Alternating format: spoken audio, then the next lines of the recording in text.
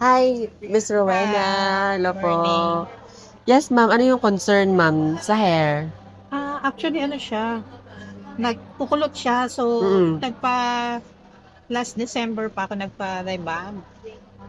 And Then then, puwede yung ganitong hairstyle, puwede naman mm, sa'kin 'yan. yan, ganyan lang.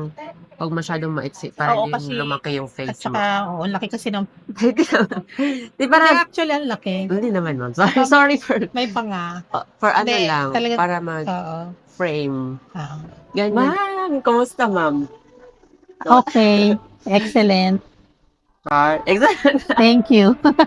Ma'am Rowena. So, yung ginawa natin, explain lang natin sa kanila is 6 straight. Since yung hair mo, ma'am, is kanina yung kulot, di ba? Gusto mo kasi mangyari, ano yung gusto mo mangyari, ma'am? Na mawala na yung, Mawala yung oo, oo, tsaka kasi yun talaga yung pinaka main concern mo.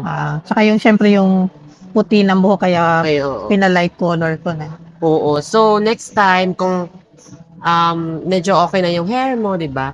Tsaka lang tayo ma-create ng highlights. Kasi nga, for now, kasi at least yung pinaka main concern mo, ma'am, na-address na natin. Thank you so Okay, thank you much. Miss Julia. Salamat. Thank you.